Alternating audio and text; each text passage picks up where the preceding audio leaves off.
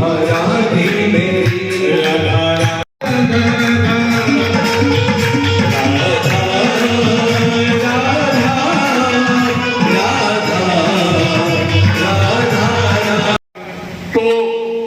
उस संस्था में मैं इनके हर जगह उपस्थिति महसूस करता हूँ, देखता हूँ इनको आकर के बड़ी आस्था रखते हैं बाबा जी के प्रति। ये बाबा जी का तपस्थल है। यहाँ पर बाबा जी की इतनी अपार कृपा है, जहाँ पर आकर के ये महापुरुष आकर के अपने चरण डाल के बाबा जी के भी दर्शन करते हैं और आप सबको सहृदय अपने प्रवचन सुनाते हैं और आकर के आपको आशीर्वाद देते हैं। ये बाबा जी की भी अपार कृपा है और इन संतों का मैं हार्दिक अभिनंदन करता हूँ, हाथ जोड़कर सत नमन करता हूँ।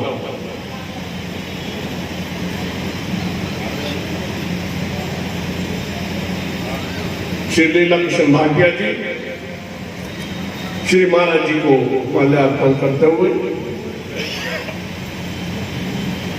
आप सबका बहुत बहुत धन्यवाद।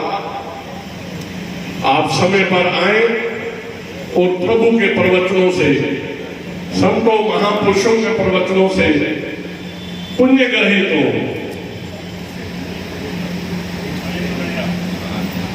हरीश टुटेजा जी, उनसे भी प्रार्थना करूंगा आकर के श्री महाराज जी का फूल माला अर्पण करके स्वागत करेंगे। श्री पूरनचंद बजाज जी, मिसेस वीना बजाज जी, सुरेश असीजा जी जो कि श्री किशोर कृपा के सदस्य, प्रमुख सदस्य, मैं उनसे भी प्रार्थना करूंगा वो भी आकर के श्री महाराज जी से शीश नुआ करके आशीर्वाद लेंगे।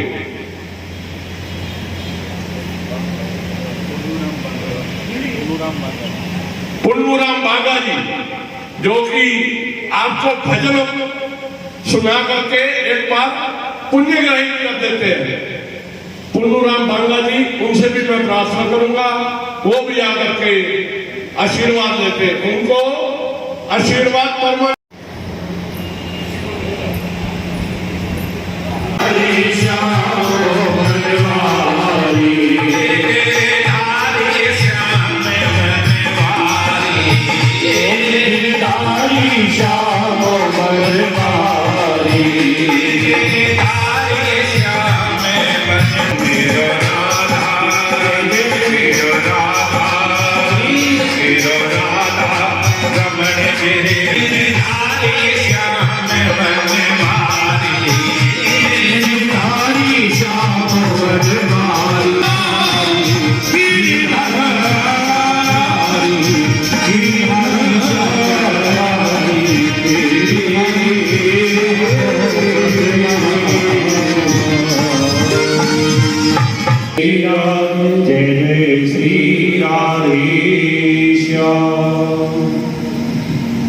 संतों के श्री चरणों की वंदना करते हुए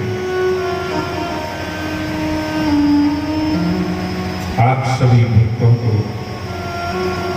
मेरी राधे राधे। आज बड़ा प्रसन्नता का दिवस है कि मेरे दो अनुज मेरे सम्मुख बैठे हैं। मैं दाऊ जी महाराज का तो कहना ही क्या है, इसे तो हमें ही आशीर्वाद मिल जाए, वही सच है। कोई भी कथा, जब इस कथा के लिए मुझे फोन गया तो बूंदी में कथा चल रही थी, कोटा बूंदी का कथा, और वहां कथा एक शर्त पर हो रही थी कि लगभग 500 महात्माओं को तुम्हें बुलाना है, तब तो मैं कथा करूंगा, अन्यथा नहीं करूंगा। उन्होंने कहा महाराज जी इससे ज्यादा ही महात्मा आएंगे, इससे ज्यादा ही संत आएंगे, आप चिंता ना करें। और वहां रघुनाथ मंदिर के महंत जी ने जो उनका व्यवहार था, लगभग उसमें 1000 के करीब में संत महात्माओं को बुलाया। तो कोई भी कथा वास्तव में पूर्ण तभी मानी जाती है जब संत श्री चरण उस कथा के मध्य में आ जाता है। और आप तो नित्य प्रति संतों के श्री चरणों के दर्शन कर रहे हैं, और क्यों ना करें, क्योंकि बाबा काशी गिरी महाराज जो स्वयं सिद्ध संत थे,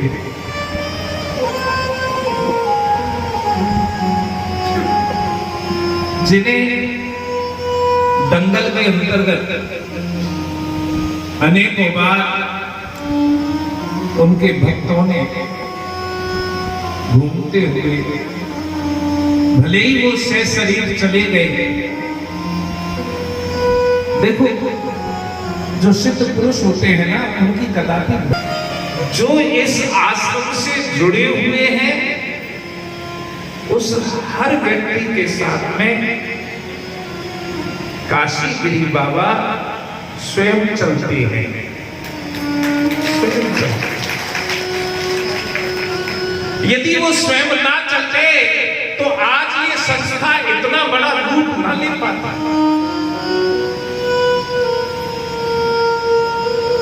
ये संस्था आज अपना 72वां वार्षिक उत्सव ना मना पाता। आप देखेंगे कि किसी भी संस्था को, जैसे हमारे जगत गुरु हंसदेवाचार्य जी महाराज जितने दिन तक इस धरा पर रहे, उनका चारों दिशाओं में नाम था,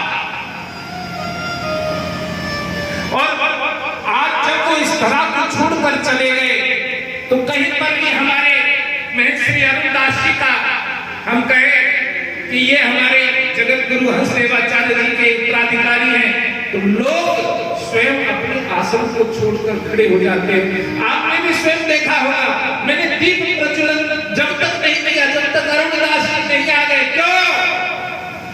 क्योंकि ये उस धनी के साधक हैं, उस धनी के उत्तराधिकारी हैं जिससे ये सारा संसार उनके नाम से, उनके कर्म से जानता था। आप लोग भी ध्यान रखें, जो इस आश्रम से जुड़े हुए हैं, जो बाबा काशी गिरी महाराज से जुड़े हुए हैं, मैं तो बार बार ब्रह्म ऋषि जी का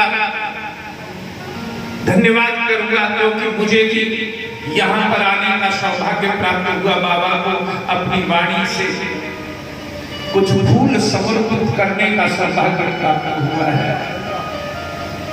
सूत्रधार तो ब्रह्म ऋषि जी हैं, लेकिन कृपा हमारे बाबा काशी गिरी जी की है, जो इस दास को भी अपना लिया है। क्योंकि हम यहाँ कभी आ पाए, डंडे का आशीर्वाद तो मिला ना।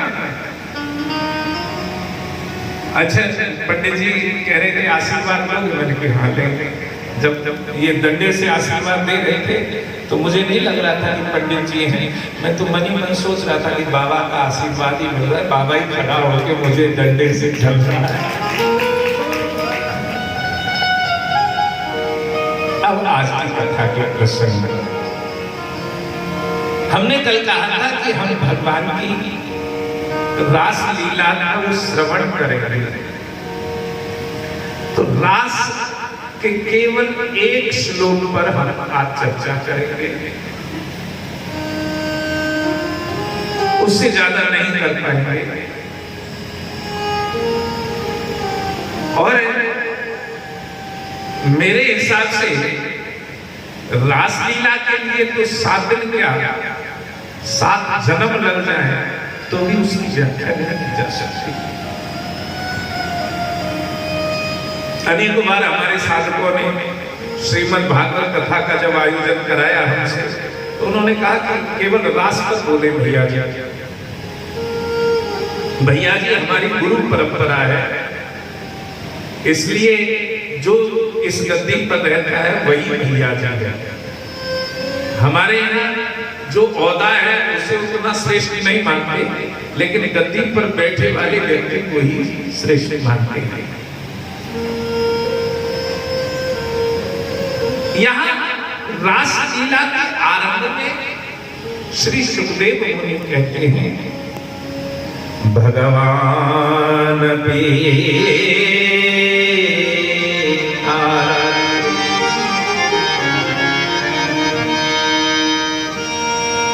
कृष्ण शब्द का उच्चारण नहीं है।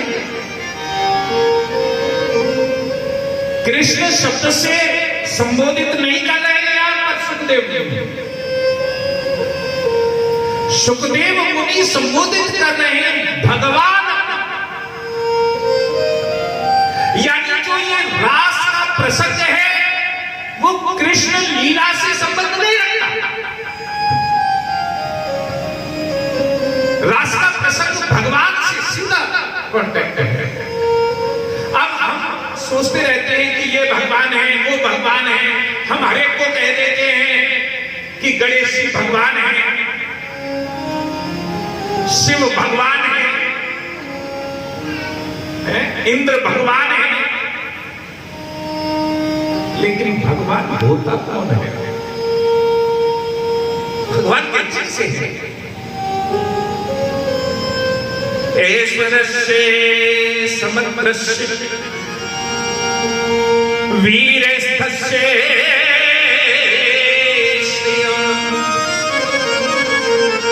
ज्ञान वैराग्यस्य षडांभग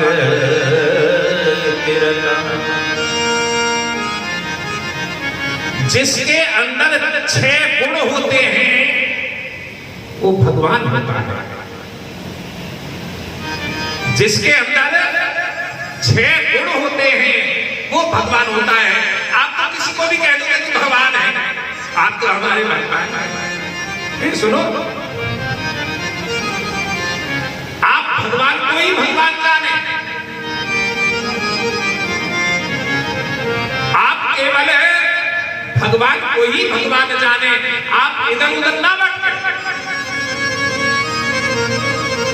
जिसके अंदर 6 गुण होते हैं उसे भगवान कहते हैं।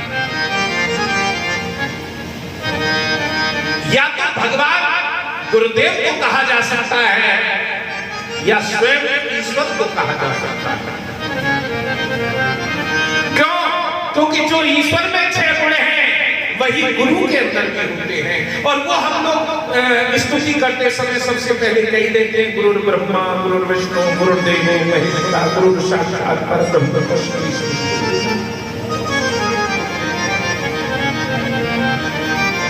तो पहला गुण कौन सा है? समग्र ऐश्वर्य। समग्र ऐश्वर्य।